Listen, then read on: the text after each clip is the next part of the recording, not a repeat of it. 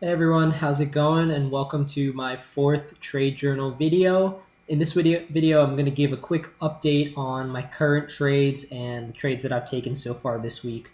So kind of continued from last week, I had sold a put on AMD at the 76 level. So when you sell a put, you basically get to collect some credit or premium. In this case, I was able to collect $53. But as you can see right now, as of today, the price is really pulled back and it's really close to the 76 level.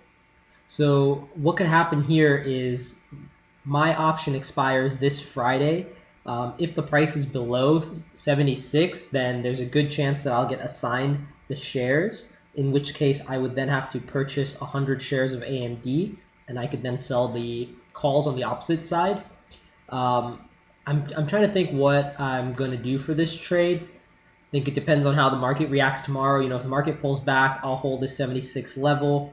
No issues there. If the market does continue downwards or we see weakness in the market, I may try to roll this trade down a bit. So closing the current trade and then selling maybe the 74, 73 level, possibly for a break-even trade there.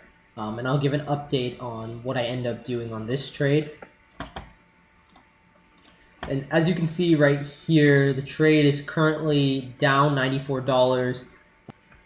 Again, that's just how selling naked puts work. If the price gets close to your strike price, then obviously you will have a negative P&L. But as long as the price finishes above your strike price, which in my case is $76, you get to keep your entire amount of premium. And here you can see I have 3 days left and basically two options. One, kind of let it play out and maybe I get to keep the premium. Two, the stock finishes lower than 76 and I get assigned the shares. Or I can try and roll down this position by closing this for a $94 loss, but then selling a lower strike price to make up some of this credit. I also took another trade today. This was a directional play on the SPY. As you can see here, I got in at the $4.46 limit on a $336 put and then sold it at $5 for $54 in profit, about 12%.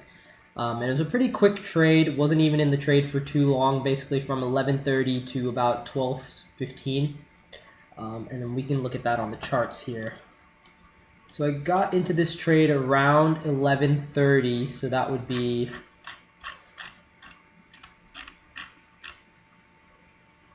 right around here is around the 11:30 mark. Yeah, so I bought a put at the 336 level.